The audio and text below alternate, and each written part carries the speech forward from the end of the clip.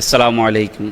அன்பிற்குரிய சகோதரர்களே, இந்த சந்தர்ப்பத்திலே அன்னதாரின் அரசியல் என்ற தலைப்பு எனக்கு தரப்பட்டிருக்கிறது. அன்னதாரின் அரசியல் என்ற தலைப்பு தரப்பட்டதற்கு காரணம் என்னவென்று சொன்னால், நம்முடைய தமிழகத்திலே சமீப காலமாக இஸ்லாத்திற்கு எதிராக, இறை தூதருக்கு எதிரான ஒரு பிரச்சாரத்தை இஸ்லாத்தின் எதிரிகள் கையில் எடுத்திருக்கின்றார்கள். அது மட்டுமல்லாமல் இன்றைக்கு உலகம் முழுவதிலும் தவறான ஆட்சியாளர்களால் உலகம் முழுவதிலும் வாழக்கூடிய மக்களில் பெரும்பகுதியினர் சொல்லனா துன்பங்களுக்கும் துயரங்களுக்கும் உள்ளாகக்கூடிய சம்பவங்களை நாம் பார்த்து வருகின்றோம். நம்முடைய இந்திய தாய் திருநாட்டை எடுத்துக்கொண்டாலும் ஜாதியின் பெயராலும் மதத்தின் பெயராலும் பல்வேறு சமூக மக்கள் பாதிக்கப்படக்கூடிய சம்பவங்களை நாம் அன்றாடம் கேள்விப்பட்டு வருகின்றோம். அதுவே அன்றாட நிகழ்வாகவும் ஆகிவிட்டது. நம்முடைய இந்திய நாட்டிலே நாங்கள் சிறந்த ஆட்சியை தருகிறோம் என்று சொல்கிறார்கள். ஆனால் இந்த பிஜேபி அரசாங்கம் ஆட்சிக்கு வந்தது முதல் மதத்தின் பெயரால், மாட்டிறைச்சியின் பெயரால் எண்ணற்ற மனிதர்கள் கொல்லப்பட்ட சம்பவங்கள், எண்ணற்ற முஸ்லிம்கள் பாதிக்கப்பட்ட சம்பவங்களை எல்லாம் நாம் அன்றாடம் கேள்விப்படுகின்றோம். தலித் சமுதாயத்தை சார்ந்தவர் அவர் மாட்டிறைச்சியை சாப்பிட்டார் என்பதற்காக அடித்து கொல்லப்பட்ட சம்பவங்களை எல்லாம் அன்றாடம் பத்திரிகை செய்திகளாக, தொலைக்காட்சிகள் வழியாக நாம் பார்த்து வருகின்றோம்.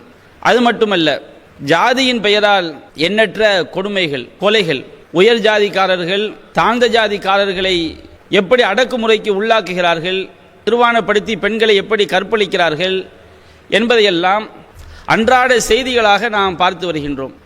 சமீபத்தில் கூட அமெரிக்காவிலே ஜார்ஜ் ஃப்ளாய்ட் என்ற கருப்பினத்தை சேர்ந்த ஒரு மனிதர், அவர் கருப்பினத்தை சார்ந்தவர் என்பதற்காக அவர் என்ன குற்றம் செய்தார் என்பதை உறுதிப்படுத்துவதற்கு முன்பாகவே அப்படியே நடு ரோட்டில் வைத்து மக்களெல்லாம் பார்க்க அவர் கதற கதற அவருடைய பிடரியிலே மிதித்து மூச்சு திணற வைத்து அவரை வெள்ளை இனத்தைச் சேர்ந்த ஒரு காவல்துறை அதிகாரி கொலை செய்ததை உலக மக்கள் அதிகமானோர் அதை நாம் வீடியோக்கள் வழியாக பார்த்தோம். இப்படி உலகெங்கில் பார்த்தாலும் ஆட்சியாளர்களால் மனித சமுதாயத்திற்கு இழைக்கப்படக்கூடிய கொடுமைகள் நாளுக்கு நாள் அதிகரித்து கொண்டே செல்கிறது. மக்கள் எல்லாம் நமக்கு ஒரு நல்லாட்சி மலராதா, ஒரு சிறந்த ஆட்சியாளரை நாம் பெற்றுக்கொள்ள மாட்டோமா என்றெல்லாம் இயங்கக்கூடிய ஒரு நிலையை பார்க்கிறோம். தற்போது இந்த கோவிட்-19 என்று சொல்லக்கூடிய இந்த கொரோனா நோய் பரவிய காலகட்டத்திலே எத்தனையோ ஏழை மக்கள் சம்பாதிக்க முடியாமல், சாப்பாட்டிற்கு வழி இல்லாமல் தவித்து கொண்டிருக்கக்கூடிய காலகட்டத்திலே அந்த ஏழை மக்களுக்கு உண்பதற்கு, உணவளிப்பதற்கு கூட இன்றைய ஆளும் அரசாங்கங்களால் இயலாத நிலையை பார்க்கிறோம். எத்தனையோ மக்கள் பசியினால் செத்த கொடுமைகளை பார்க்கிறோம். சொந்த ஊருக்கு செல்ல முடியாமல் பல்லாயிரக்கணக்கான கிலோமீட்டர்கள் பச்சிளங்குழந்தைகளை கைகளில் வைத்துக்கொண்டு கர்ப்பிணி பெண்களும் வயோதிகர்களும் சிறுவர் சிறுமியரும் வேனாய் கொதிக்கின்ற வேலிலே கால்களிலே செருப்பில்லாமல், உண்பதற்கு உணவில்லாமல் அவர்கள் அப்படியே பல்லாயிரக்கணக்கான கிலோமீட்டர்கள் நடந்து சென்ற சம்பவங்கள் எல்லாம் இன்றைக்கு சாதாரண நிகழ்வுகளாகிவிட்டன. அவை பத்திரிகை செய்திகளாக வருகின்றன. ஆளும் அரசாங்கங்களால் கீழ்த்தட்டு மக்களுக்கு, கீழ்நிலையில் உள்ள மக்களுக்கு எந்த விதமான உதவியும் செய்ய முடியாத ஒரு சூழலை பார்க்கிறோம். ஆட்சி இருக்கிறது என்கிறார்கள். இந்த ஆட்சியை வைத்து மக்களுக்கு என்ன நன்மை செய்தார்கள் என்று தேடி பார்த்தால் ஆட்சியாளர்கள் சுகபோகமாக இருக்கிறார்களே தவிர ஆளக்கூடிய மக்களுக்கு என்ன நன்மை கிடைத்தது என்று சொல்வதற்கு மிகவும் பரிதாபகரமான ஒரு நிலைமை தான் இருக்கிறது. கொண்டை கடலை கொடுக்கிறோம் என்று இந்தியாவில் உள்ள ஆளும் அரசாங்கம், மத்திய அரசாங்கம் அறிவித்தது. நான் பேசக்கூடிய இன்றைய நாள் வரை மக்களுக்கு கொண்டை கடலை கொடுத்தார்களா, அல்லது கொண்டை கடலைக்கும் கொரோனா நோய்க்கும் என்ன சம்பந்தம்? இந்த கடலையை கொடுத்து விட்டால், ஒரு குடும்பத்திற்கு 1 கிலோ என்றோ 2 கிலோ என்று கொடுத்து விட்டால் அது மக்களுடைய நீண்டகால அந்த வறுமையை போக்கிவிடுமா? தமிழகத்தில் கூட 1000 ரூபாய் நிவாரணம் என்று அறிவித்தார்கள். இன்றைய விலைவாசி உயர்விலே இந்த 1000 ரூபாயை வைத்து ஒரு குடும்பத்தை நடத்திவிட முடியுமா? அப்ப இதையெல்லாம் நாம் பார்க்கும் பொழுது மனதிற்கு மிகவும் கவலையாகவும், ஒரு நல்லாட்சி ஏற்படாதா, ஒரு சிறந்த அரசியல் ஏற்படாதா என்ற ஏக்கம் மனிதர்களுக்கு ஏற்படுவதை நாம் தவிர்க்க முடியாது. இதற்கு மத்தியிலே இன்னொரு கூட்டம், நாங்கள் ஆன்மீக அரசியல் செய்ய போகிறோம், அரசியலில் ஆன்மீகத்தை கலந்து வழங்கப் போகிறோம் என்ற பெயரிலே ஏதோ ஒரு மிகப்பெரிய ஆன்மீக அரசியலை செய்ய போவதாக பிதற்றிக் கொண்டிருக்கிறார்கள். மக்கள் எல்லாம் துன்பப்படும் போது, துயரப்படும் போது, கஷ்டப்படும் போது வாய் திறக்காத இவர்கள் ஆன்மீக அரசியலுக்கு வந்தால் மக்களுக்கு என்ன நன்மை கிடைக்கும்? தமிழகத்திலே பார்க்கிறோம். நடிகர் ரஜினிகாந்த் அவர்கள் ஆன்மீக அரசியல் என்ற ஒரு பொய்யான பிம்பத்தை அவர் கட்டமைக்கிறார். 20 ஆண்டுகளாக அரசியலுக்கு வருவேன் வருவேன் என்று சொல்லி அதுவே ஒரு மக்கள் எல்லாம் அதை ஒரு கேலி பொருளாக, கேலி பேச்சாக கருதி கொண்டிருக்கக்கூடிய சூழலிலே ஆன்மீக அரசியல் என்ற ஒரு அடிப்படையை அவர் முன்வைக்கின்றார்.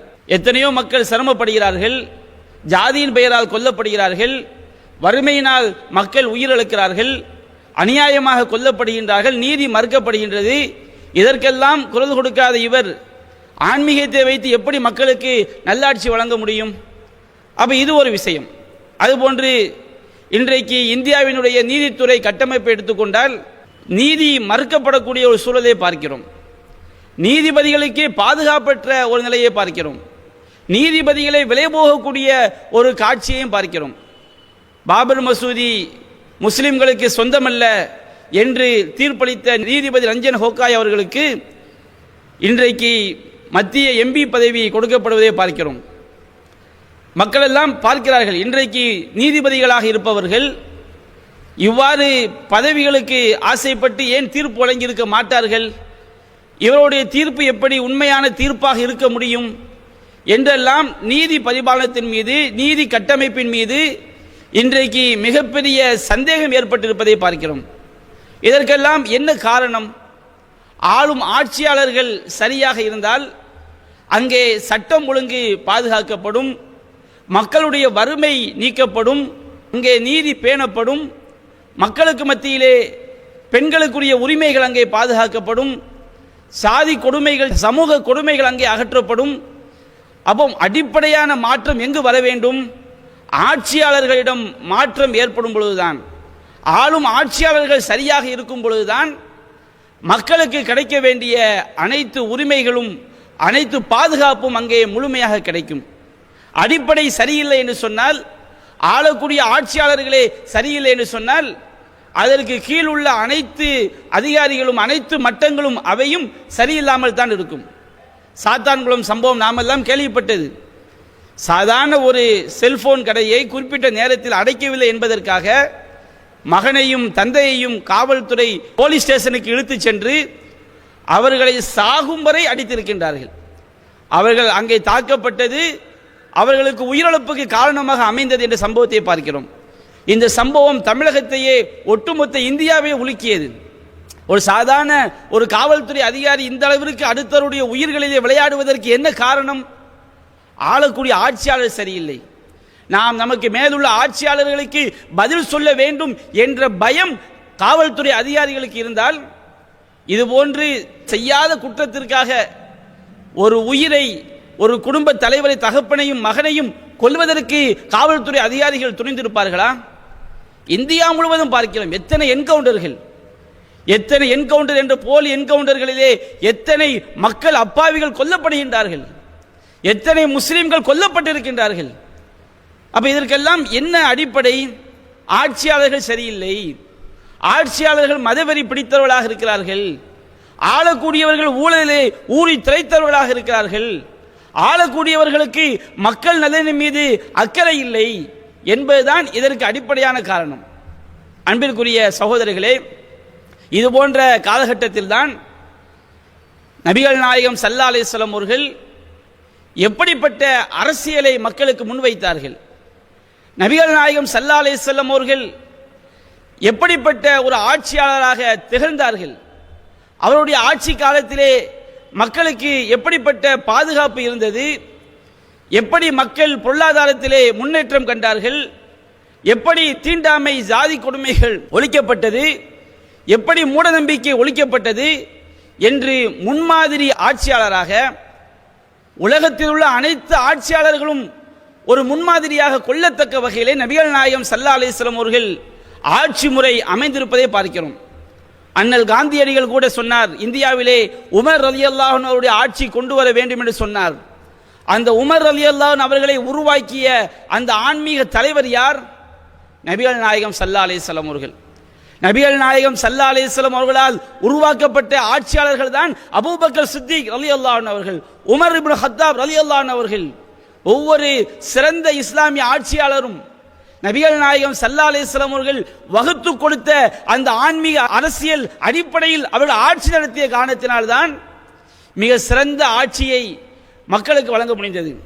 இன்றைக்கு இஸ்லாத்தின் பெயரால் ஆட்சி நடத்துபவர்கள் எல்லாம், முஸ்லிம் அரசியல் தலைவர்களாக இருப்பவர்கள் எல்லாம் இஸ்லாமிய அடிப்படையில் ஆட்சி நடத்தக்கூடியவர்கள் என்று நான் ஒருபோதும் சொல்ல மாட்டேன். நாம் அப்படி ஒருவரும் சொல்லக்கூடாது.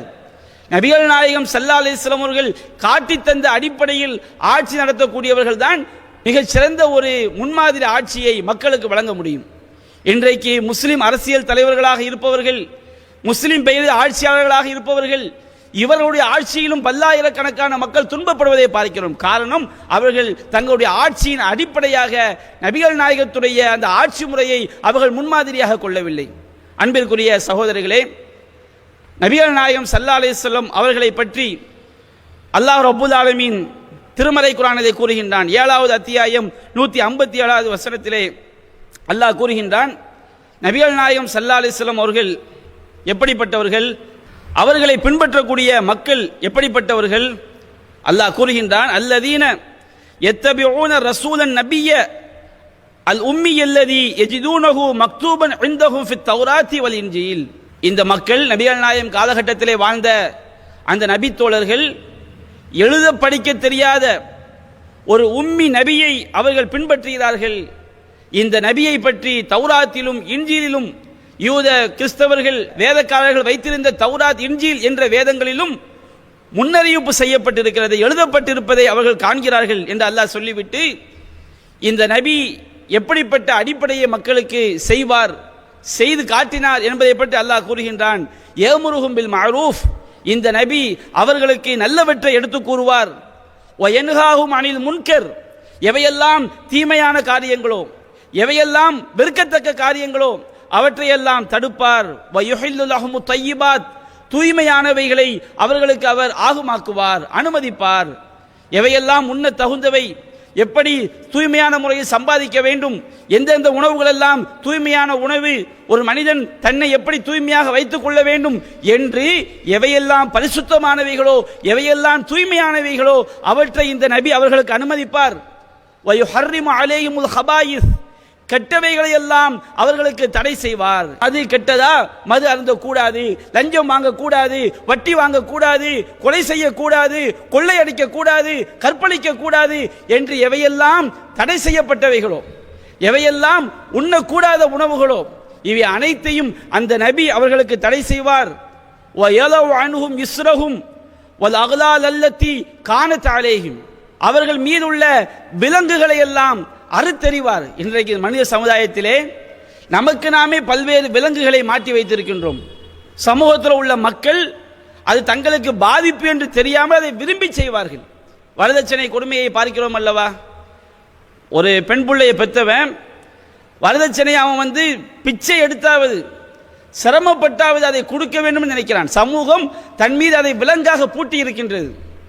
இப்படி எண்ணற்ற கொடுமைகள். அப்ப இந்த மாதிரி சமூகத்தின் மீது பூட்டியுள்ள அந்த விலங்குகளை எல்லாம் அவர் அதை உடை தருவார். ஃபல்லதீன ஆமனு பிஹி வஅஸ்ஸரூஹு வநஸரூஹு வத்தபஉ நூரல்லதி உன்ஸில மஅஹு உலாயிக ஹுமுல் முஃப்லிஹூன். யார் அவர்களை இந்த இறை தூதரை நம்பிக்கை கொண்டு அவரை உறுதிப்படுத்தி அந்த இறை தூதருக்கு உதவி செய்து அவரோடு அருளப்பட்ட ஒளியை பின்பற்றுகிறார்களோ அவர்கள்தான் வெற்றியாளர்கள் என்று அல்லாஹ் கூறுகின்றான். நபிகள் நாயகம் ஸல்லல்லாஹு அலைஹி வஸல்லம் அவர்கள் மக்களுக்கு பூட்டப்பட்ட விலங்குகளை உடை தெரிவதற்கு வந்தவர்கள், மக்கள் மீது உள்ள சுமைகளை அகற்றுவதற்கு வந்தவர்கள், நல்லதை எடுத்துரைத்து தீயதை தடுப்பதற்கு வந்தவர்கள், பரிசுத்தமானவைகளை அனுமதித்து எவையெல்லாம் கெட்டவைகளோ அவற்றை தடுப்பதற்கு வந்தவர்கள். இப்படிப்பட்ட நபிகள் நாயகத்துடைய ஆட்சியின் அடிப்படை, அரசியலின் அடிப்படை எப்படி இருந்தது என்பதை அல்லாஹ் சொல்லி காட்டுகின்றான். அன்பிற்குரிய சகோதரர்களே, ஆட்சி என்றால் என்ன? மக்கள் ஒவ்வொரு மனிதனும் தனக்குரிய பாதுகாப்பை அவன் செய்து கொள்ள முடியாது. ஏன்னா ஒரு சமூகம் என்று சொன்னால் அல்ல வியாபாரம் பண்ணுவாங்க, விவசாயம் பண்ணுவாங்க, மக்களுக்கு கற்றுக் கொடுக்கக்கூடிய ஆசிரியர்கள் இருப்பார்கள், பல்வேறு தொழில்துறைகள் இருப்பார்கள், குழந்தைகள் இருப்பார்கள், பெண்கள் இருப்பார்கள், வயோதிகர்கள் இருப்பார்கள். அப்போ ஒவ்வொரு மனிதனும் அவனவன் தனக்குரிய பாதுகாப்பை செய்து கொள்ள முடியுமா? நம்ம ஒரு ஊர்லேருந்து இன்னொரு ஊருக்கு போகணும்னு சொன்னோம்னா சாலை வசதி தேவை. ஆரம்ப காலகட்டத்தில் மனிதர்கள் அப்படி என்ன செய்வாங்க, வண்டியை கட்டிக்கிட்டு போவாங்க. வண்டி கண்டுபிடிக்கிறதுக்கு முன்னாடி நடந்து போவாங்க. ஒரு பெண் குழந்தை உண்டாகிவிட்டால் அன்றைய காலகட்டத்தில் அதிகமான கர்ப்பிணி பெண்கள் அவர்கள் மரணத்தை தழுவினார்கள். ஏன்னா அன்றைக்கு மருத்துவ வசதி கிடையாது. அப்போ ஒரு ஆட்சி என்று சொன்னால் மனிதர்களுக்கு தேவையான அடிப்படைகளை அவர்களுக்கு செய்து கொடுப்பதுதான் ஆட்சியினுடைய அடிப்படை. அப்போ ஒரு ஆட்சியில் முக்கியமான முதல் அடிப்படை என்னவென்று சொன்னால் அங்கே சட்டம் ஒழுங்கு பாதுகாக்கப்பட வேண்டும். மக்களுக்கு நிம்மதியாக வாழணும். ஒரே கலவரம், கொலை, கொள்ளை இப்படியே ஒரு சமூகத்தை இருந்துன்னு வச்சுக்கிடுங்க, அது ஆட்சியே கிடையாது. இன்னைக்கு பத்திரிகைகளை புரட்டி பாருங்க, டெய்லி பத்திரிகைகளை புரட்டினால் ஒவ்வொரு நாளும் எண்ணற்ற கொலைகள், எண்ணற்ற கற்பழிப்புகள், எங்கு பார்த்தாலும் கலவரம், அவன் இவனை தாக்கிவிட்டான், மதத்தின் பெயரால் சண்டைகள், ஜாதியின் பெயரால் சண்டைகள், ஆணவ கொலைகள், இப்படி எங்கு பார்த்தாலும் உலகம் முழுவதும் பாருங்கள், நாள்தோறும் ஆயிரக்கணக்கான மக்கள் கொல்லப்பட்டு கொண்டே இருக்கிறார்கள், ஆயிரக்கணக்கான மக்கள் நசுக்கப்பட்டு கொண்டே இருக்கிறார்கள். ஒரு ஆட்சிக்கு அடிப்படை என்ன? ஒரு ஆட்சி என்று சொன்னால் அவர்கள் விலைவாசியை குறைக்கிறார்களா இல்லையா என்பது அடிப்படை கிடையாது. ஒரு ஆட்சியின் அடிப்படை அந்த நாட்டில் மக்களுக்கு பாதுகாப்பு வழங்க வேண்டும், நாட்டில் அமைதி நிலவ வேண்டும், அங்கே சட்டம் ஒழுங்கு பாதுகாக்கப்பட வேண்டும். இது முதலாவது அடிப்படை. இரண்டாவது, அங்கே நீதி பரிபாலனம் பேணப்பட வேண்டும். அடுத்து மிக முக்கியமான அடிப்படை, மக்களுக்கு மத்தியில் உள்ள ஏற்றத்தாழ்வுகள் ஒழிக்கப்பட வேண்டும். நான்காவது, சமூகத்தில் உள்ள மூட நம்பிக்கைகள் களையப்பட வேண்டும். இன்றைய சமூகத்தில் பார்க்கிறோம், எத்தனையோ போலி சாமியார்கள், போலி மதவாதிகள் மக்களுடைய அறியாமையை பயன்படுத்தி அவர்களுக்கு மத்தியிலே மூட நம்பிக்கைகளை புகுத்தி மக்களுக்கு பாதிப்பு ஏற்படுத்தக்கூடிய காரியங்களை செய்ய வைப்பதை பார்க்கிறோம். மக்களுடைய சொத்துக்களை அபகரிப்பதை பார்க்கிறோம். இன்னும் பல்வேறு அடிப்படைகள் சிறந்த ஆட்சிக்கு இருக்கிறது. நபிகள் நாயகத்துடைய ஆட்சியிலே எல்லா அம்சங்களும் இருந்தாலும் அனைத்தையும் நாம் சொல்ல வேண்டும் என்றால் பல மணி நேரங்கள் ஆகிவிடும். ஒரு சில அடிப்படைகளை மட்டும் நான் இங்கே ஆதாரங்கள் எடுத்து வைக்கிறேன். எண்ணற்ற ஆதாரங்கள் இருக்கிறது. ஒரு சில ஆதாரங்களோடு நபிகள் நாயகத்தின் ஆட்சி எப்படி இருந்தது என்ற அடிப்படையை நான் எடுத்து வைக்கிறேன். முதலாவது, சட்டம் ஒழுங்கு. நபிகள் நாயகம் ஸல்லல்லாஹு அலைஹி வஸல்லம் அவர்கள் நபியாக ஆவதற்கு முன்பாக, ஆட்சியாளராக ஆவதற்கு முன்பாக அந்த அறியாமை காலகட்டத்திலே மக்கமா நகரத்திலே அந்த அரபுகளிடையே எப்படிப்பட்ட நிலைமை இருந்தது என்பதை நாமெல்லாம் வரலாறுகளை அறிந்திருப்போம். பெண் குழந்தைகள் உயிரோடு புதைக்கப்பட்டார்கள்.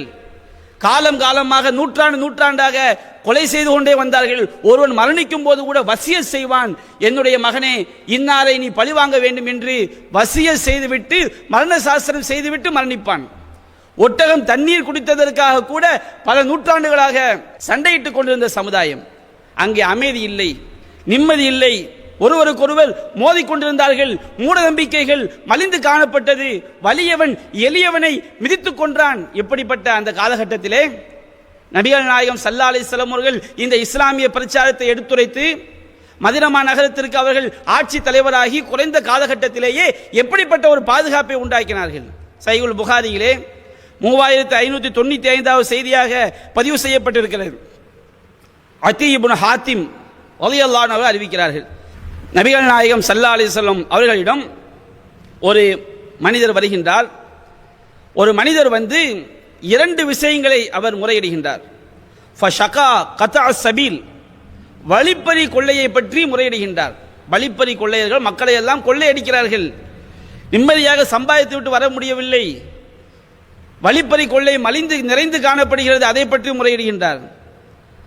அடுத்து அவர் வறுமையை பற்றி முறையிடுகின்றார். வழிப்பறி கொள்ளை என்றால் அங்கே சட்டம் ஒழுங்கு சரியில்லை என்ற அர்த்தம். கொள்ளையர்கள் மக்களுடைய செல்வங்களை கொள்ளையடிக்கிறார்கள் என்று சொன்னால் ஆட்சியாளர் சரியில்லை. நபிகள் நாயகம் ஸல்லல்லாஹு அலைஹி வஸல்லம் அவர்கள் ஆட்சிக்கு வந்த குறைந்த காலகட்டத்திலே நபிகள் நாயகத்துடைய ஆளுகைக்கு உட்படாத எண்ணற்ற கொள்ளை கூட்டங்கள் அங்கே இருந்தது. அந்த கொள்ளை கூட்டங்களை பற்றி அவர் முறையிடுகின்றார். இப்படியெல்லாம் பல்வேறு மக்கள் அதிகமாக வழிப்பறி கொள்ளைகள் நிறைந்து காணப்படுகிறார்கள். அடுத்து அவர் வறுமையை பற்றி முறையிடுகின்றார். நபிகள் நாயகம் ஸல்லல்லாஹு அலைஹி வஸல்லம் அவர்கள் அதி இப்னு ஹாத்திம் ரலியல்லாஹு அன்ஹு அவர்களுக்கு சொல்கிறார்கள், யா அதியு ஹல் ராய்தல் ஹியரா, அதி அவர்களே, ஹியரா என்ற நகரத்தை நீங்கள் பார்த்திருக்கின்றீர்களா? அப்போ அதி இப்னு ஹாத்திம் சொல்றாங்க, அல்லாஹ்வின் தூதரே, நான் பார்க்கவில்லை, ஆனால் அப்படி ஒரு இடம் இருக்கிறது என்று எனக்கு தெரியும், நான் கேள்விப்பட்டிருக்கிறேன் என்று கூறுகின்றார். நபிகள் நாயகம் சொன்னார்கள், ஃபைன் தாலத் பிக ஹயாத்துன் லதரையின்ன அல்லஈனத தர்தஹிலு மினல் ஹியரத்தி ஹத்தா ததூஃப பில் கஅபா லா தகாஃபு அஹதன் இல்லல்லாஹ். அதியே, உன்னுடைய வாழ்நாள் நீடிக்கும் என்று சொன்னால் ஒரு கன்னிப்பெண் தன்னந்தனியாக ஒட்டகத்தின் மீதேறி அவள் கஅபாவை தவாப் செய்வாள், அல்லாஹ்வை தவிர வேறு யாருக்கும் அவள் அஞ்ச மாட்டாள். இதான உச்ச பாதுகாப்பிலே உச்சகட்ட பாதுகாப்பு இதுதான். இன்றைக்கு பெண்கள் 6 வயது சிறுமிகள் கூட கயவர்களால் கற்பழிக்கக்கூடிய காலகட்டத்தை பார்க்கிறோம். மக்கள் எல்லாம் கதறிக்கொண்டிருக்கிறார்கள், இதற்கு ஒரு முடிவு காலம் இல்லையா, இதற்கு ஒரு விடிவு காலம் இல்லையா என்றெல்லாம் மக்கள் கதறுகின்றார்கள். ஏழை பாலையுடைய குழந்தைகள் எல்லாம் அப்படி அவர்களுக்கு நீதி கிடைக்காமல் மண்ணோடு புதையுண்டு போய்விடுகின்றார்கள். இன்றைக்கு ஒரு பெண் தன்னந்தனியாக ஒரு கன்னி பெண் சென்று விட முடியுமா? பகலிலேயே செல்ல முடியாத இரவில் எங்கே செல்வது? ஒவ்வொரு நாளும் எத்தனை பெண்கள் பாலியல் வல்லுறவுக்கு உள்ளாக்கப்படுகின்றார்கள், எத்தனை பெண்கள் கற்பழிக்கப்படுகின்றார்கள். நபிகள் நாயகம் எப்படிப்பட்ட ஆட்சியை உண்டாக்க வேண்டும் சொன்னார்கள், உண்டாக்கி காட்டினார்கள். ஒரு கன்னி பெண் தன்னந்தனியாக அவளோடு யாரும் இல்லாமல் ஒட்டகத்திலே ஏறி ஹியரா என்ற ஊரிலிருந்து காபாவிற்கு வருவாள். அல்லாஹ்வை தவிர எந்த பயமும் இருக்காது. யாரும் அந்த பெண் தனியாக இருக்கிறாளே, இவளை பாலியல் வல்லுறவுக்கு உள்ளாக்கி விடுவோம், இவளை கற்பழித்து விடுவோம், இவளுக்கு பாதிப்பு உண்டாக்கி விடுவோம் என்று எவனும் துணிய முடியாது. பயம். மக்கள் ஒழுக்க ரீதியாக பண்படுத்தப்பட்டார்கள். நபிகள் நாயகம் ஸல்லல்லாஹு அலைஹி வஸல்லம் அவர்கள் அது போன்ற ஒரு சிறந்த ஆட்சி முறையை, மக்களுக்கு பாதிப்பில்லாத ஆட்சி முறையை உருவாக்கி காட்டினார்கள்.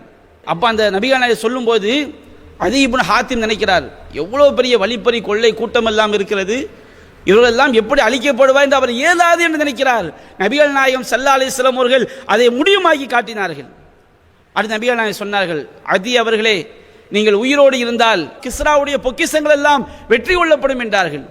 அடுத்து சொன்னார்கள், அதி அவர்களே, உங்களுக்கு வாழ்நாள் நீடிக்கும் என்று சொன்னால் எந்த அளவுக்கு செல்வ செழிப்பு அதிகரிக்கும் என்றால், ஒரு மனிதன் தன்னுடைய 2 கைகள் நிறைய தங்கத்தோடு அல்லது வெள்ளியோடு தர்மம் செய்வதற்காக செல்வான், அவனுடைய தர்மத்தை பெற்றுக்கொள்வதற்கு யாரும் இருக்க மாட்டார்கள். அப்படிப்பட்ட ஒரு செல்வ செழிப்பை அல்லாஹ் உருவாக்குவான், வறுமை ஒளியும் என்று நபிகள் நாயகம் ஸல்லல்லாஹு அலைஹி வஸல்லம் அவர்கள் முன்னறிவிப்பு செய்தார்கள். அந்த செய்தியின் இறுதியிலே அதி இப்னு ஹாத்திம் ரலியல்லாஹு அன்ஹு அறிவிக்கிறார்கள், நான் நபிகள் நாயகம் முன்னறிவிப்பு செய்தவாறு கன்னிப்பெண் ஒட்டகத்தின் மீதேறி அவள் காபாவிற்கு ஹஜ்ஜிற்காக செல்வதை நான் என்னுடைய கண்களால் பார்த்தேன் என்று அதி இப்னு ஹாத்திம் அவர்கள் அறிவிக்கிறார்கள். எப்படிப்பட்ட ஒரு ஆட்சி பாருங்கள். உண்மையிலேயே இதுதான் அமைதியான ஆட்சி. ஒரு கன்னிப்பெண் தன்னந்தனியாக செல்லும் போது அவள் மீது கை வைப்பதற்கு, அவளுக்கு பாதிப்பு ஏற்படுத்துவதற்கு ஒரு சமூகம் குற்றவாளிகள் அஞ்சுகிறார்கள் என்று சொன்னால், ஒரு அமைதியான ஆட்சிக்கு, மிக உச்சபட்ச சிறந்த ஆட்சிக்கு உதாரணம். ஆனால் இன்னைக்கு பாருங்க, 90 வயசு கிழவிக்கு பாதுகாப்பு இல்லை, 5 வயசு குழந்தைக்கு பாதுகாப்பு இல்லை. கன்னி பெண்களுக்கு எங்கே பாதுகாப்பு கிடைப்பது? கன்னி பெண்ணை தனியாக அனுப்பிவிட முடியுமா? பள்ளிக்கூடத்தில் வாத்தியார் பண்ற கொடுமைகளை பார்க்கிறோம். காவல்துறை போலீஸ் ஸ்டேஷன்ல ஒரு பெண் அதிகாரிக்கு தலைமை காவலர் செய்யக்கூடிய அநியாயங்களை பார்க்கிறோம். ஒரு இன்ஸ்பெக்டர் ஒரு கான்ஸ்டபிளா இருக்கக்கூடிய லேடி போலீஸ் மேல கை வைக்கிறான். ராணுவத்தில் போனா உயர் ராணுவ அதிகாரிகள் அதற்கு கீழ் உள்ள பெண் அதிகாரிகள் மீது கை வைக்கிறார். எங்கு பார்த்தாலும் பெண்கள் கொடுமை. ஒரு ஆபீஸ்ல போனா பெண்களுக்கு பாலியல் கொடுமைகள், வாத்தியார்களால பிள்ளைகளுக்கு பாதிப்பு ஏற்படுவதை அன்றாடம் செய்திகளாக பார்க்கிறோம். எல்லா வாத்தியார்களும் நாம் குறை சொல்லவில்லை, அந்த மாதிரி பிள்ளைகளுக்கு பாதிப்பு உண்டாக்கக்கூடிய ஆசிரியர்களை நாம் பார்க்கிறோம். நபிகள் நாயகம் ஸல்லல்லாஹு அலைஹி வஸல்லம் அவர்கள் எப்படி இந்த ஒரு சட்டம் ஒழுங்கு பாதுகாப்பை ஏற்படுத்தினார்கள்?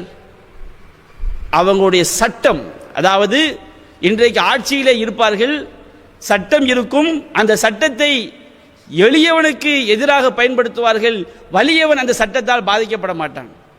தமிழ்நாட்டில் பார்க்குறோமா இல்லைங்களா? அதாவது பிஜேபியில் உள்ளவங்க நபிகள் நாயகத்தை தப்பாக பேசுகிறாங்க, ஹெஜ் ராஜா எவ்வளவோ அநாகரிகமாக பேசுகிறார், அவங்க மேலே எந்த நடவடிக்கையும் கிடையாது. அதே நேரத்தில் மற்றவர்கள் ஏதாவது பேசிவிட்டால் அவர்கள் மீது உடனடியாக சட்டம் பாய்வதை பார்க்கிறோம். அப்போ இந்த சட்டம் வலியவனுக்கு பாயாது, எளியவனுக்கு பாயும் என்று சொன்னால் அங்குதானே ஒரு அமைதி கிடைக்கிறது, அங்குதானே தீவிரவாதம் அதிகரிக்கிறது, அங்குதானே குழப்பங்கள் பெறுகிறது. நீதி கிடைக்காதவன் ஆயுதங்களை கையில் இருக்கிறான். நபிகள் நாயகம் ஸல்லல்லாஹு அலைஹி வஸல்லம் அவர்கள் எப்படி ஒரு சட்டங்களை வச்சு ஆட்சியை நடத்தினார்கள். அதாவது சட்டங்கள் இருந்தால் மட்டும் போதாது, சட்டத்தை கையாள்பவர்கள் நீதிமான்களாக இருக்க வேண்டும். கொலைகாரனை கொல்ல வேண்டும் என்று சட்டம் இயற்றினால் மட்டும் போதாது, அவன் கொலைகாரனா என்று உண்மையிலேயே உறுதிப்படுத்தி கொலை செய்யக்கூடிய ஆட்சியாளராக இருக்க வேண்டும். இன்றைக்கு சொல்வார்கள் கற்பழிப்புக்கு கொலை தண்டனை கொண்டு வர வேண்டும், தூக்கு தண்டனை கொண்டு வர வேண்டும் என்பார்கள். சட்டம் கொண்டு வருவது சரி, சட்டத்தை அமுல்படுத்தக்கூடிய நீதிபதி எப்படி இருக்க வேண்டும், காவல்துறை அதிகாரி எப்படி இருக்க வேண்டும், ஆட்சியாளர் எப்படி இருக்க வேண்டும்,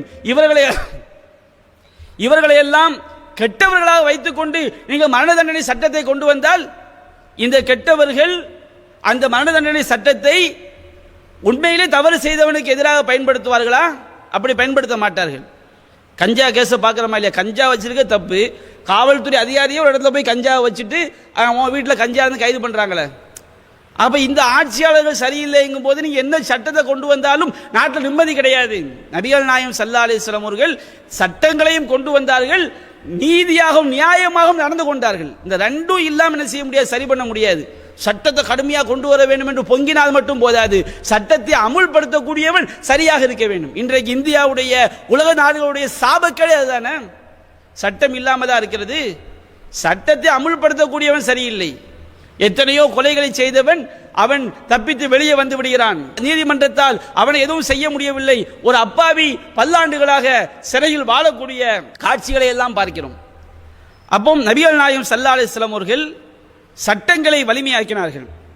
கொலையா? திருமறை குர்ஆன் சொன்னது 5வது அத்தியாயம் 32வது வசனத்திலே, மன் கத்தல நஃப்ஸன் பிகைரி நஃப்ஸின் அவ் ஃபஸாதின் ஃபில் அர்த் ஃபகன்னமா கத்தலன் நாஸ ஜமீஆ. ஒருவன் கொல்லப்பட வேண்டும் என்றால் அவன் கொலை செய்தவனாக இருக்க வேண்டும். கொலைகாரனுடைய உயிரை எடுக்கலாம், ஏனென்று சொன்னால் அவன் இன்னொரு உயிரை கொண்டிருக்கிறான், அதை அரசாங்கம் செய்ய வேண்டும். ஒரு கொலை செய்தவன் கொலைகாரனுக்கு மரண தண்டனை கொடுக்கலாம், ஏனென்றால் அவன் இன்னொரு உயிரை கொண்டிருக்கிறான். பூமியிலே குழப்பம் செய்யக்கூடியவர்களுக்கு மரண தண்டனை கொடுக்கலாம். இந்த குண்டு வைக்கிறவன், கற்பழிக்கிறவன், எதெல்லாம் மக்களுக்கு பாதிப்புண்டாகக்கூடிய காரியங்களை யாரெல்லாம் செய்கிறார்களோ இந்த மாதிரி காரியங்களை செய்யக்கூடியவர்களுக்கு மரண தண்டனை கொடுக்க வேண்டும் என்று அல்லாஹ் சொல்லி காட்டுகிறான். அவ இந்த மாதிரி காரணம் இல்லாமல், ரெண்டு காரணம், ஒரு உயிரை கொன்றவன் அவனுடைய உயிர் பறிக்கப்பட வேண்டும் அரசாங்கத்தால். பூமியிலே நாடுகளிலே குழப்பம் உண்டாக்கக்கூடியவன் அவனுடைய உயிர் அரசாங்கத்தால் பறிக்கப்பட வேண்டும். அப்படி இல்லாமல் அநியாயமாக ஒரு உயிரை கொண்டால் ஃபகன்னமா கத்தலன் நாஸ ஜமீஆ, அவன் உலக மக்கள் அனைவரையும் கொன்றவனை போன்றவனாவான். ஒரு உயிரை வாழ வைத்தவன் உலக மக்கள் அனைவரையும் வாழ வைத்தவனை போன்றவனாவான் என்று திருமறை குர்ஆன் எச்சரிக்கை விடுக்கிறது. கொலை குற்றத்தை எவ்வளவு பயங்கரமான குற்றமாக இஸ்லாம் பார்க்கிறது. அல்லாஹ் சொல்கின்றான் சூரத்துல் பக்ராவிலே 178 179 வசனங்களே. சட்டம் பாருங்க, இஸ்லாம் நபிகள் நாயகம் எப்படிப்பட்ட ஆட்சியை நடத்தி காட்டினால் சட்டம் எப்படி இருந்தது. அல்லாஹ் சொல்றான், யா அய்யுஹல்லதீன ஆமனூ குத்திப அலைக்குமுல் கிஸாஸு ஃபில் கத்லா, நம்பிக்கையாளர்களே கொலை செய்தவர்கள் விஷயத்திலே பழிக்கு பழி வாங்குவது உங்களுக்கு விதியாக்கப்பட்டிருக்கிறது. அல் ஹுர்ரு பில் ஹுர்ரி, ஒரு சுதந்திரமானவன் கொலை செய்தால் அந்த சுதந்திரமானவனுக்கு மரண தண்டனை கொடுக்கப்பட வேண்டும். வல் அப்து பில் அப்தி, ஒரு அடிமை கொலை செய்தால் அந்த அடிமைக்கு மரண தண்டனை கொடுக்கப்பட வேண்டும். வல் உன்சா பில் உன்சா, ஒரு பெண் கொலை செய்தால் கொலையாளியாக இருக்கக்கூடிய அந்த பெண்ணுக்கு மரண தண்டனை கொடுக்க வேண்டும். அல்லாஹ் சொல்கின்றான், எவன் கொன்னானா அவனுக்கு தண்டனை கொடு. ஒரு சுதந்திரமானவன் கொன்னா அவனுக்கு மரண தண்டனை கொடு. ஒரு அடிமை கொலை செய்தால் அந்த அடிமைக்கு மரண தண்டனை கொடு. ஒரு பெண் கொலை செய்தால் அந்த பெண்ணுக்கு மரண தண்டனை கொடுக்க வேண்டும். ஒருவன் கொலை செய்யப்படுகிறான், கொலை செய்யப்பட்டவனுடைய சொந்தக்காரன் இந்த கொலையாளியை மன்னித்தால் அது வேற விஷயம். அவர்கள் அந்த மன்னிப்பை ஏற்றுக்கொண்டு அவர்களுக்கு மரண தண்டனை விதிக்காமல் விடலாம் என்ற ஒரு தளர்வு சட்டத்தையும் இஸ்லாம் சொல்லி காட்டுகிறது. அப்படி அல்லாஹ் சொல்லிவிட்டு, வலக்கும் ஃபில் கிஸாஸி ஹயாத்து யா உலில் அல்பாப் லஅல்லக்கும் தத்தகூன், அறிவுடைய மக்களே உங்களை பாதுகாத்துக் கொள்வதற்காக இந்த பழிக்கு பழி வாங்கக்கூடிய சட்டம், எவன் தவறளித்தானோ அவனுக்கு தண்டனை கொடுக்கக்கூடிய இந்த கிசாஸ், இந்த தண்டனை சட்டங்களிலே, பழிக்கு பழி வாங்கக்கூடிய சட்டங்களிலே, குற்றவியல் சட்டங்களில் தான் உங்களுக்கு வாழ்க்கை இருக்கிறது. இன்றைய ஆட்சியாளர்கள் அதை உணர்ந்து கொள்ள வேண்டும். அதாவது குற்றவாளி என்று மட்டும்தான் பார்க்க வேண்டும். அவன் எந்த ஜாதி, எந்த மதம், அவன் பணக்காரனா, ஏழையா, உயர்ந்தவனா, தாழ்ந்தவனா, இந்த பார்வை வந்துவிட்டால் நிச்சயமாக அந்த நாட்டிலே சட்டம் ஒழுங்கு பேணப்படாது. குற்றம் செய்தால் தண்டனை, அந்த நீதியாக, நியாயமாக அந்த சட்டம் மிக கடுமையாக பேணப்பட்டால் மக்களுக்கு நிம்மதியான ஆட்சி கிடைக்கும். மக்கள் நிம்மதியை, அமைதியை அனுபவிப்பார்கள். சமூகத்தில் இந்த கற்பழிப்பு குற்றங்கள் குறைவதற்கு, விபச்சார குற்றங்கள் குறைவதற்கு இஸ்லாம் என்ன சொல்கிறது? அஸானியத்து வஸ்ஸானி ஃபஜ்லிது குல்ல வாஹிதி மின்ஹுமா மியத்த ஜல்தா. விபச்சாரம் செய்தவளையும் விபச்சாரம் செய்தவனையும் அவர்களுக்கு 100 கசையடிகள் வழங்குங்கள். 4 சாட்சி அவசியம். கண்ணால் பார்த்த 4 சாட்சிகள் மூலம் நிரூபித்து, அல்லது விபச்சாரம் செய்தவன் தானாகவே ஒத்துக்கொள்ளும் போது அவனுக்கு 100 கசையடிகள் கொடுங்கள். யாருக்கு? திருமணம் ஆகாதவர்களாக இருந்தால்.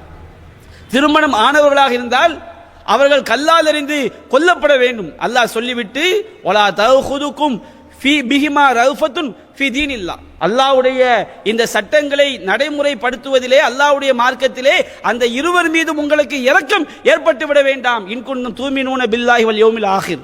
நீ அல்லாஹ்வையும் மறுமை நாள் நம்பி இருந்தா இந்த விபச்சாரம் பண்றவனுக்கு தண்டனையை நிறைவேற்றுறதுல இறக்கப்பட்டாதீங்க. நம்ம சொந்தக்காரன், நம்மோடு இருந்தவன், நம்ம பந்தக்காரன், இந்த மாதிரி வந்தா அழிஞ்சு போச்சு. எல்லா நாசம். மக்கள் நிம்மதியான ஆட்சியை பெற முடியாது, நிம்மதியான வாழ்க்கையை பெற முடியாது. அல்லாஹ் சொல்கின்றான், வல் யஷ்ஹத் அதாபஹுமா தாயிஃபத்தும் மினல் மூமினீன். அவர்களுக்கு தண்டனை அளிக்கப்படும் போது, அவர்களுக்கு கசையடி கொடுக்கப்பட்டால், அல்லது திருமணமானவன் விபச்சாரம் செய்யும் பொழுது கல்லால் எறிந்து கொல்லப்பட்டால், அந்த அவர்களுடைய தண்டனையை மூமின்கள் ஒரு கூட்டம் கண்ணால் பார்க்க வேண்டும். பயம் வரும். ஆகா, இதை செஞ்சா நமக்கும் இந்த மாதிரி மண்டை உடையும், நமக்கும் கசையடி இருக்கிறது என்ற பயம் இருந்தால்தான் சரியாக இருப்பார்கள். அப்ப அல்லாஹ் ரப்பல் ஆலமீன் இப்படி சொல்கின்றான். அவதூறுக்கு இஸ்லாம் சொல்கிறது, ஒரு பெண் மீது, கற்பொழுக்கம் உள்ள பத்தினித்தனமான அபலையான பெண் மீது அவதூறு கூறினால், 4 சாட்சிகள் மூலம் அவள் செய்த குற்றத்தை நிரூபிக்காவிட்டால் அவங்களுக்கு என்ன தண்டனை? 80 கசையடிகள் கொடுக்க வேண்டும் என்று சூரத்து நூர் என்ற அத்தியாயத்திலே 4வது 5வது வசனங்களில் அல்லாஹ் சொல்லி காட்டுகின்றான். நீதி நிலைநாட்டப்பட வேண்டும். முதல்ல சட்டம் பேணப்பட வேண்டும். சட்டம் கரெக்டா இருக்கணும். திருடி விட்டானா வஸாரிகு வஸாரிகத்து ஃபக்தரு ஐதியஹுமா ஜஸாம் பிமா கஸபா. திருடனையும் திருடியையும் அவர்கள் செய்த குற்றத்திற்காக அவருடைய கைகளை தரியுங்கள், வெட்டி எறியுங்கள். ஆட்சியாளர்கள் திருட்டு குற்றத்துக்கு இப்படி சட்டத்தை நிறைவேற்ற வேண்டும். ஒவ்வொரு குற்றத்துக்கும் என்னென்ன தண்டனை, நான் உதாரணத்திற்கு ஒன்று என்று சொல்லி இருக்கின்றேன். இஸ்லாம் ஒவ்வொரு குற்றம், எவையெல்லாம் தண்டனை குற்றம், எவையெல்லாம் கண்டித்து விடப்பட வேண்டிய குற்றம், சட்டம் கரெக்டா இருக்கணுங்க. ஒவ்வொரு விஷயம் சட்டம் இருக்க வேண்டும். அதை நடைமுறைப்படுத்தக்கூடியவர்கள் சரியாக இருக்க வேண்டும். நபிகள் நாயகம் ஸல்லல்லாஹு அலைஹி வஸல்லம் அப்படித்தான் இருந்தார்கள். அவங்களுடைய நீதி எப்படி இருந்துச்சு பாருங்க. சட்டத்தை மட்டும் கடுமையாக வைக்கவில்லை, அந்த சட்டத்தை நடைமுறைப்படுத்தும் போது எப்படி நீதியை நிலைநாட்டினார்கள். இன்றைய ஆட்சியாளர்களிடத்திலே நீதியை நாம் பார்க்க முடிகிறதா? நபிகள் நாயகத்துடைய வாழ்க்கையை எடுத்து பாருங்கள். அவர் எப்படி நீதியை நிலைநாட்டி காட்டினார்கள். நீதியை பற்றி திருமறை குர்ஆன் எப்படி சொன்னது? 5வது அத்தியாயத்திலே 8வது வசனத்தில் அல்லாஹ் கூறுகின்றான், யா அய்யுஹல்லதீன ஆமனு கூனு கவ்வாமீன லில்லாஹி ஷுஹதா பில் கிஸ்த். நம்பிக்கை கொண்டோரே, நேர்மையுடன் அல்லாஹ்வுக்காக சாட்சி சொல்லக்கூடியவர்கள் ஆகிவிடுங்கள். எந்த விஷயமா இருந்தால் நேர்மை, அல்லாஹ்வுக்காக நீங்க என்ன செய்யுங்க? சாட்சி சொல்லுங்கள். வலா யஜ்ரி மன்னக்கும் ஷனானு கௌமின் அலா அல்லாஹ் தஅதிலு. ஒரு சமுதாயத்தின் மீது நீங்கள் கொண்டுள்ள வெறுப்பு, நமக்கு எதிரியா இருப்பான், நமக்கு விரோதியா இருப்பான், நமக்கு அவனுக்கு பெரும் பகை இருக்கும், அவன் மீது நீ கொண்டுள்ள வெறுப்பு அவங்களுக்கு நீதி செலுத்த வேண்டிய விஷயத்தில் நீதி செலுத்தாமல் இருப்பதற்கு உங்களை தூண்டிவிட வேண்டாம். இறையிலு, நீங்கள் நீதியை நிலைநாட்டுங்கள். ஹுவ அக்ரபுல் தக்வா, அதுதான் இறையச்சத்திற்கு நெருக்கமானது. நபிகள் நாயகம் இப்படிதான் ஆட்சியாளர் இருந்தாங்க. தனக்கு பிடிக்காதவனா இருந்தா கூட அந்த குற்றம் செய்திருந்த நிரூபிக்கப்பட்டால்தான் தண்டனை. எனக்கு பிடிக்கல, அவன் மீது எல்லா வழக்குகளையும் சுமத்தி அவன் மீது பல செக்ஷன்ல வழக்கு பதிவு செய்து அவனை ஜெயிலில் அடைப்படை செய்றாங்க பாருங்க. இந்த மாதிரி கிடையாது. ஆளுங்கட்சியில் செய்வாங்க, எதிர்கட்சி மேல வழக்குகளை சுமத்துவாங்க. பிடிக்காதவர்களாக இருந்தால் அவங்க மேல எண்ணற்ற பிரிவுகளில் வழக்கை சுமத்தி ஜாமீன் கிடைக்க முடியாத அளவுக்கு பழி வாங்குவாங்க. இப்படி வாங்கினா எப்படி சரியான ஆட்சியாக இருக்க முடியும்? திரும்ப அவன் ஆளுங்கட்சியாக வரும்போது எதிர்கட்சியை பழிவாங்க. இப்படி தான் காலம் ஓடிக்கொண்டே இருக்கும். அங்கே நீதி பேணப்பட, உனக்கு பிடிக்காதவனாக இருந்தாலும் அவனுக்கு அநியாயம் செய்து விடாது, அவனுக்கு அக்கிரமம் செய்து விடாது. இத்தகி தாவத்தல் மதலும், அநீதி இழைக்கப்பட்டவனுடைய பிரார்த்தனைக்கு நீ அஞ்சிக்கொள். ஃபஇன்னஹு லைஸ பைனஹா வ பைனல்லாஹி ஹிஜாப், அந்த பிரார்த்தனைக்கும் அல்லாஹ்விற்கு மத்தியிலே எந்த தடையும் இல்லை என்று நபிகள் நாயகம் ஸல்லல்லாஹு அலைஹி வஸல்லம் அவர்கள் போதித்தார்கள். அநியாயம் இழைக்கப்பட்டு விடக்கூடாது, அநீதி இழைக்கப்பட்டு விடக்கூடாது, அங்கே நீதி நிலைநாட்டப்பட வேண்டும். அனாம் 6வது அத்தியாயம் 152வது வசனத்தில் அல்லாஹ் கூறுகின்றான், இதா குல்தும் ஃபாதிலு, நீங்கள் பேசினால் நீதியை பேசுங்கள், வலவுக்கான தா குர்பா, உங்கள் நெருங்கிய உறவினர்களாக இருந்தாலும் சரி என்று அல்லாஹ் கூறுகின்றான். சூரத்து நிசா 135வது வசனத்தில் அல்லாஹ் கூறுகின்றான், யா அய்யுஹல்லதீன ஆமனு கூனு கவ்வாமீன பில் கிஸ்த் ஷுஹதா லில்லாஹ், நம்பிக்கை கொண்டோர்களே நீங்கள் நேர்மையை நிலைநாட்டுங்கள், அல்லாஹ்வுக்காக சாட்சி சொல்லக்கூடியவர்கள் ஆகிவிடுங்கள். வலவ் அலா அன்ஃபுசிக்கும், அது உங்களுக்கு எதிராக இருந்தாலும், அவில் வாலிதைனி உங்கள் பெற்றோருக்கு எதிராக இருந்தாலும், ஒரு அக்ரபின் உறவினர்களுக்கு எதிராக இருந்தாலும், உன்னை பெற்ற தாய்க்கு எதிராக இருந்தாலும், உனக்கே எதிராக இருந்தாலும், உன்னுடைய உறவினர்களுக்கு எதிராக இருந்தாலும், எது உண்மையோ எது நீதியோ எது சரியானதோ அதை நீ சாட்சி சொல். தவறு செய்தவன் ஏழையா இருக்கிறான், பணக்காரனாக இருக்கிறான், அதை பற்றி நீ கவலைப்படாத, அவனை அல்லாஹ் பார்த்துக் கொள்வான். நீ உன்னுடைய பெற்றோர்களாக இருந்த, இதுக்கு மேலே என்ன இருக்குது? பெத்த தாயா இருந்தாலும் தகப்பனா இருந்தாலும் அவங்க தப்பா தப்புன்னு சொல்லு, இதுதான் நீதிக்கு அடையாளம், இதுதான் நேர்மைக்கு அடையாளம். நபிகள் நாயகத்துடைய வாழ்க்கையை பாருங்க. நபிகள் நாயகத்துடைய காலகட்டத்தில் எந்த அளவுக்கு நீதியை நிலைநாட்டினார்கள். ஒரு சில சம்பவங்கள் சஹீஹுல் புகாரியிலே 2703வது செய்தியாக பதிவு செய்யப்பட்டிருக்கிறது. நபிகள் நாயகம் காலத்திலே அனஸ் பின் நதுர் அப்படிங்கிற ஒரு சஹாபி, அனஸ் பின் நதருடைய மகள் என்ன செஞ்சிடறாங்கன்னா, ஒரு பெண்ணுடைய பல்ல உடைச்சிட்றாங்க. குர்ஆனை சொல்லி காட்டுது, பல்ல உடைச்சா சின்னு பி சின்னி, பல்லுக்கு பல்லு, கண்ணுக்கு கண்ணு, காதுக்கு காது, கொலைக்கு கொலை. இதுதான் இஸ்லாம் சொல்லக்கூடிய நீதி பரிபாலன சட்டம். அனஸ் பின் நதுர் மிகப்பெரிய ஒரு சஹாபி. அந்த சஹாபியுடைய மகள் இன்னொரு பெண்ணுடைய, ஒரு அடிமை பெண்ணுடைய பல்லை உடைத்து விடுகிறார்கள். இவர் மிகப்பெரிய சஹாபி, நபிகள் நாயகத்துக்கு துணையாக இருக்கக்கூடியவர். சஹாபியுடைய மகள் தவறு செய்துவிட்டால் பாதிக்கப்பட்ட பெண் ஒரு அடிமை பெண், ஒரு ஏழை பெண், ஒரு அபலை பெண்.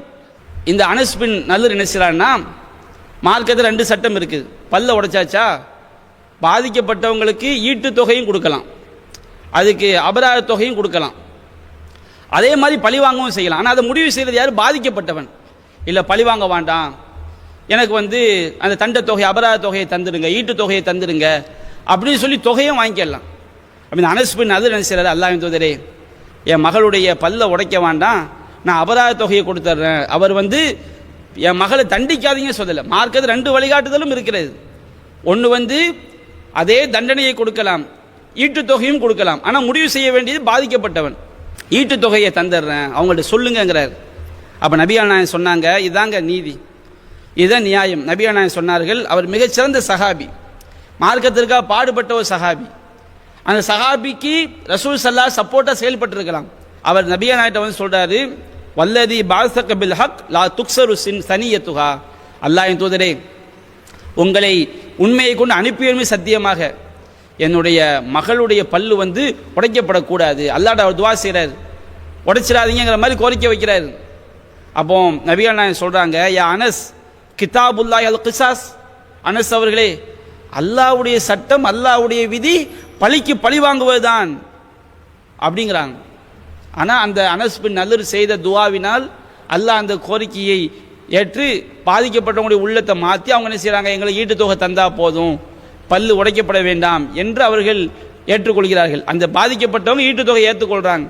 நபிகள் நாயகம் ஸல்லல்லாஹு அலைஹி வஸல்லம் சொல்லி காட்டுறாங்க அந்த அனஸ் பின் நதரை பற்றி, இன்னமின் இபாதில்லாஹி மன், அல்லாஹ்வுடைய அடியார்கள் இருக்கிறார்கள், வக்ஸமா அலல்லாஹில் அபர்ரஹு, அவங்க அல்லாஹ் மேலே சத்தியம் பண்ணி ஒரு துவாவாக ஒன்றை கேட்டால் அதை அல்லாஹ் நிறைவேற்றி கொடுக்கிறான் என்று சொன்னார்கள். இது அனஸ் பின் நதருடைய சிறப்பை காட்டுகிறது. ஆனால் அனஸ் பின் நதர் மிக சிறந்த சஹாபியாக இருந்தாலும் நபிகள் நாயகம் சட்டத்திலே இறங்கி போனார்களா? உன்னுடைய மகளாக இருக்கலாம், உன்னுடைய மகளாக இருந்தாலும் சட்டம் எதுவோ அதைத்தான் நிறைவேற்றுவேன் என்று அங்கே நீதியை நடைமுறைப்படுத்தி காட்டினார். இதுதான் ஆட்சியாளருக்குரிய அடிப்படை. ஏன் சொந்தம் ஏன் பந்தம், இன்றைக்கு பாருங்க, ஒரு ஆட்சிக்கு வந்துட்டானா அவன் சொந்தக்காரன் பந்தக்காரன் எல்லாம் சொத்துக்கள் கோடி, 1000 கோடி, லட்சம் கோடி, அப்படியே கோடிகளில் மிதப்பதை பார்க்கிறோம். ஒவ்வொரு ஆட்சியாளர் நிலைமை அதுதானே. அப்போ இன்றைக்கு நீதி என்று சொன்னால் தனக்கு எதிராக இருந்தாலும் அங்கே நீதி பேணப்பட வேண்டும். நபிகள் நாயகத்துடைய வாழ்க்கையில் பாருங்க, சஹீஹுல் புகாரில் 3475வது செய்தியாக பதிவு செய்யப்பட்டிருக்கிறது. நபிகள் நாயக காலத்தில் மஹ்சூமியா குலத்தை சார்ந்த ஒரு உயர்ந்த குலம் ஒரு பெண் என்ன செய்து விட்டால், திருடினால் கைகள் அங்கே வெட்டப்பட வேண்டும். அந்த குடும்பத்துக்காரங்கள்லாம் சொல்றாங்க, நம்ம குடும்பத்தை சார்ந்த பெண்ணுக்கு கை வெட்டப்படக்கூடாது, நாம் நபிகள் நாயகத்திடம் சென்று பேச வேண்டும். நபிகள் நாயகத்திடம் பேசுவதற்கு தகுதியானவர் யார்? ரசூலுல்லாஹ்வுடைய பாசத்திற்குரிய உசாமா இப்னு ஸெய்த் தான் அதற்கு தகுதியானவர் என்று சொல்லி அவரை விட்டு பேச சொல்றாங்க. அல்லாஹ்வின் தூதரே, நீங்க கையை வெட்ட வேண்டாம், அபராதம் விதிங்க, அந்த மாதிரி பேச சொல்லும் போது நபிகள் நாயகம் ஸல்லல்லாஹு அலைஹி வஸல்லம் அவர்கள் அப்படியே கொந்தளிக்கிறார்கள். அனஸ் அவர்களே, இன்னமா அஹ்லகல்லதீன கப்லக்கும் அன்னஹும் கானு இதா சரக பிஹிமுஷ் ஷரீஃப் தரக்கூஹு, உங்களை முன் வாழ்ந்தவர்கள் நாசமாக போனதுக்கு என்ன காரணம் தெரியுமா? அவர்களில் வலிமையானவன் திருடிவிட்டால் அவனுக்கு தண்டனையை நிறைவேற்றுவார்கள், அவனுடைய கைகளை வெட்டுவார்கள். வைதா சரக ஃபீஹிமுல் லஈஃப், அவர்களில் பலவீனமானவன் திருடிவிட்டால் அகாமு அலைஹில் ஹத்த, வலியவன் திருடிவிட்டால் கைவிட்டாமல் விட்டு விடுவார்கள், எளியவன் திருடிவிட்டால் அவனுக்கு தண்டனையை நிறைவேற்றுவார்கள். இதுதான் முன்னாடி உள்ளவங்க அழிஞ்சு போனதுக்கு இதுதான் காரணம். ஒரு நாடு நாசமாக போறதுக்கு இதுதான் காரணம்.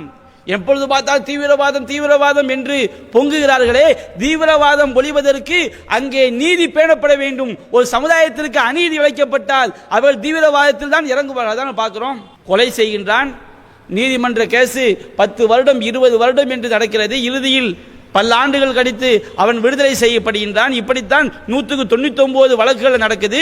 பாதிக்கப்பட்டவன் பார்க்கிறான், இது கோர்ட்டு கேஸ்ன்னு போனா என் தந்தையை கொன்றவனுக்கு, என் மனைவியை கொன்றவனுக்கு, என் பிள்ளையை கொன்றவனுக்கு, என் உறவினரை கொன்றவனுக்கு நீதி கிடைக்காது. அதனால் அவன் ஆயுதத்தை கையில் எடுக்கின்றான். பாதிக்கப்பட்டவன் வெளியில் வரும்போது கோர்ட்டு வளாகத்திலேயே அவனை கொன்று போட்ட சம்பவங்களை எல்லாம் பார்க்கிறோமே, உலகம் புல்லாம் பார்க்கிறோமே. நாளுக்கு நாள் கொலைகள் அதிகரிப்பதற்கு என்ன காரணம்? கொலை செய்தவனை அரசாங்கம் தண்டனை நிறைவேற்ற வேண்டும், காலம் கடத்தக்கூடாது.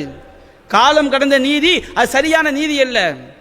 அப்ப நீதி கிடைக்கலங்கும் போது அவன் ஆயுதத்தை கையில் எடுத்து அவன் பழிவாங்க துடிக்கின்றான். இதுதான் தீவிரவாதங்கிறீங்க. ஒரு சமூகத்தை ஒடுக்கும் போது அடக்கும் போது அவன் அப்படியே குட்ட குட்ட குட்ட அவன் குனிந்து கொண்டே செல்ல மாட்டான்.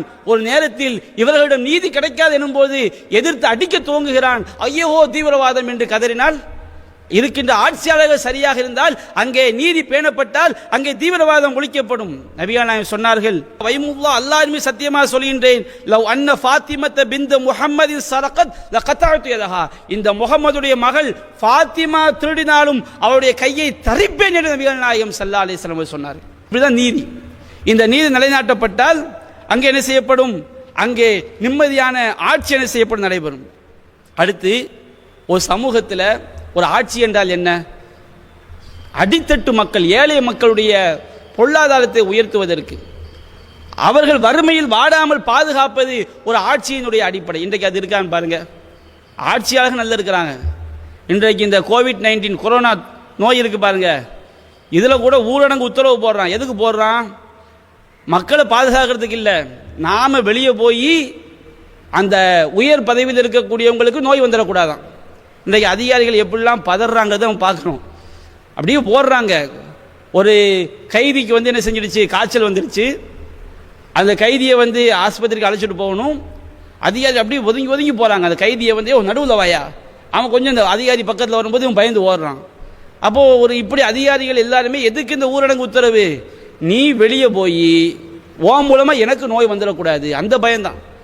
அவன் மக்கள் நல்லா இருக்கணும், மக்கள் நிவாரணம் பெறணுங்கிற அடிப்படையை பார்க்க முடியலை. அப்போ இப்படி பாருங்க, இன்றைக்கு இந்த ஊரடங்கினால் மக்களுக்கு மத்தியில் அதிகமாக போடுறாங்க பாருங்க. லாக்டவுனில் எத்தனை குடும்பங்கள் கொரோனாவில் செத்தவர்களை விட இந்த வறுமையால், பசி கொடுமையால் மாண்டவர்கள் அதிகம். அந்த புள்ளி விவரங்கள் எல்லாம் இன்றைக்கு அரசாங்கத்தால் மறைக்கப்படுகிறது. நபிகள் நாயகம் காலத்தை எடுத்து பாருங்க. ஜக்காத் என்ற அருமையான அந்த திட்டத்தை கொண்டு ஒவ்வொருவருக்கும் சம்பாதித்ததில் 2.5% நீ ஜக்காத்தாக ஏழை வரியாக செலுத்த வேண்டும் என்று சொல்லி எப்படிப்பட்ட ஒரு செல்வ செழிப்பை நபிகள் நாயகம் உண்டாக்கி காட்டினார்கள். நபிகள் நாயகம் ஹதீஸ்களில் பார்க்கிறோம். வறுமையில் வாடக்கூடிய மக்களை நபிகள் நாயகம் அவர்களுக்காக எப்படி பாடுபட்டார்கள், அவர்கள் எப்படி உயர்த்தினார்கள் என்பதை பார்க்கிறோம். சஹீஹுல் புகாரியிலே 2298வது செய்தியாக பதிவு செய்யப்பட்டிருக்கிறது. நபிகள் நாயகம் சொல்லி காட்டுறாங்க, ஆட்சியினுடைய ஆரம்ப காலகட்டத்திலே ஒரு மரணித்த ஒரு மனிதர், அவர் மீது கடன் இருக்கிறது. அவர் கொண்டு வரப்படும் போது நபிகள் நாயகம் கேட்குறாங்க, இவர் கடன் இருக்குதான்னு கேட்குறாங்க. அப்போ சஹாபாக்கள் இல்லைன்னு சொன்னோன்னே, இருக்குன்னு சொன்னால் ரசூலை தொலை வைக்க மாட்டாங்க, நீங்களே தொலை வச்சுக்கிடுங்கம்பாங்க. இல்லை என்று சொன்னால் என்ன செய்வாங்க, ரசூல் ஸல்லல்லாஹு அலைஹி வஸல்லம் வந்து தொலை வைப்பார்கள்.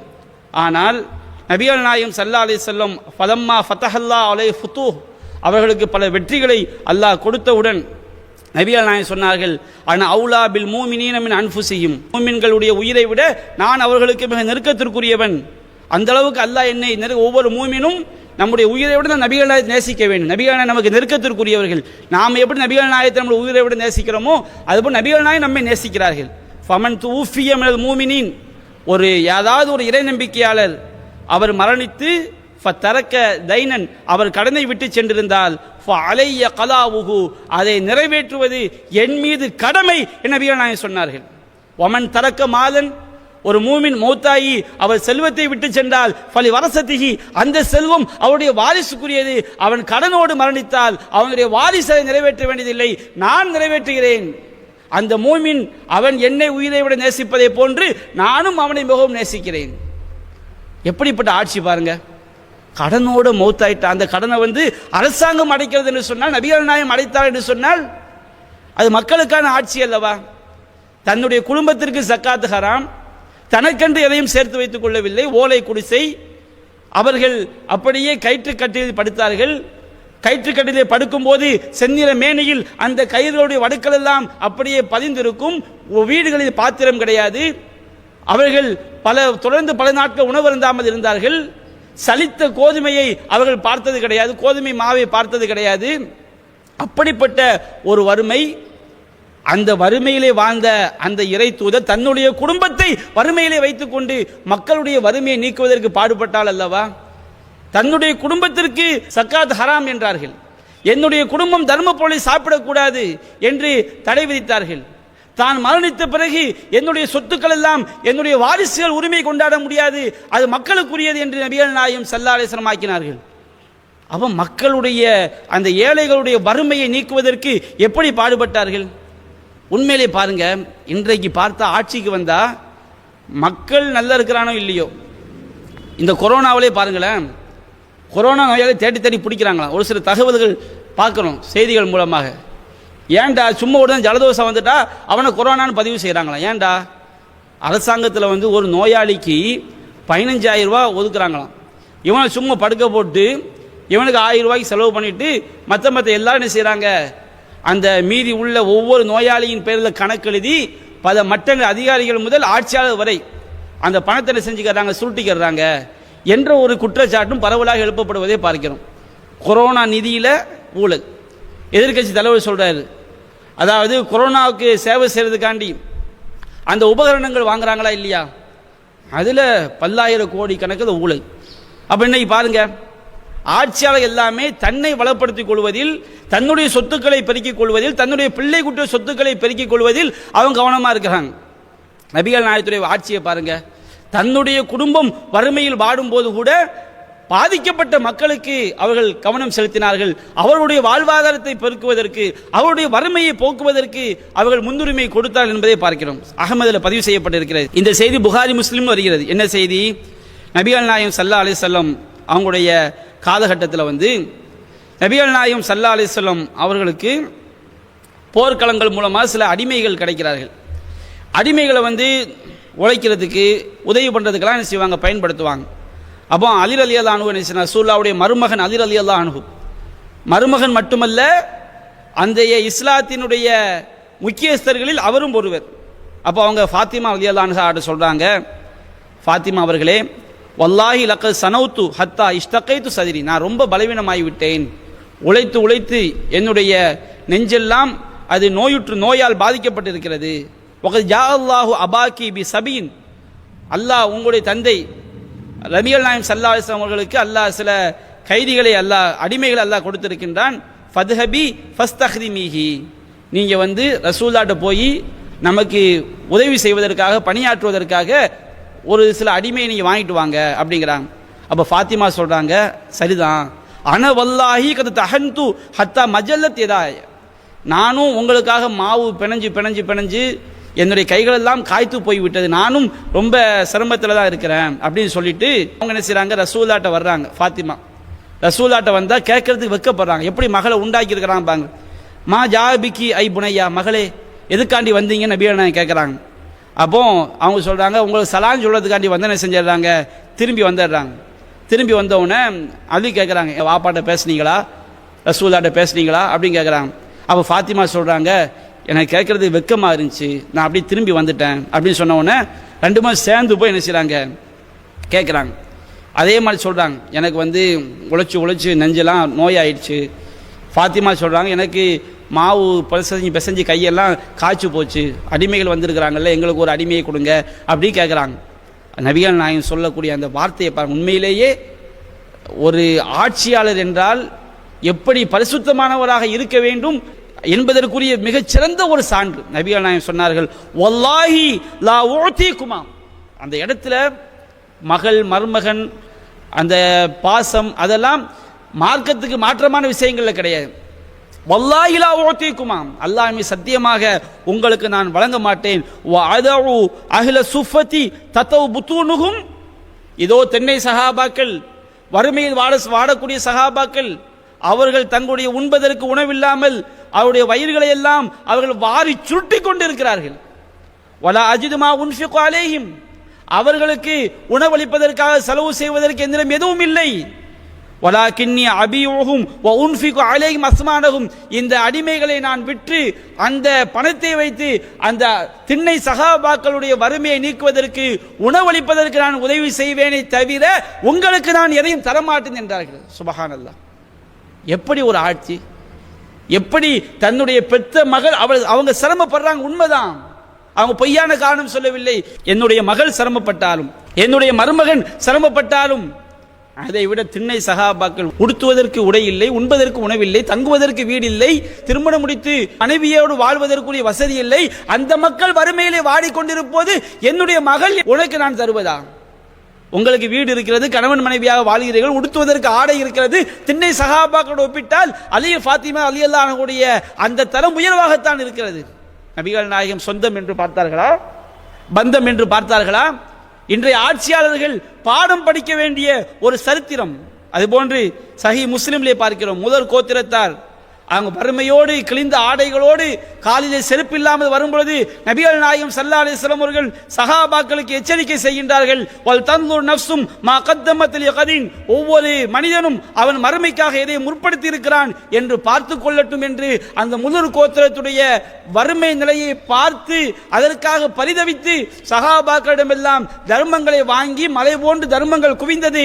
அதை அந்த கோத்திரத்தாருக்கு வாரி வழங்கி நபிகள் நாயகம் ஸல்லல்லாஹு அலைஹி வஸல்லம் அவர்கள் ஏழைகள் வாரி வழங்குவதில் தான் பௌர்ணமி சந்திரனை போன்ற அவருடைய முகம் பிரகாசித்தது என்ற சம்பவத்தை சஹீஹுல் புகாரியிலே 1848வது செய்தியாக நாம் பார்க்கிறோம்.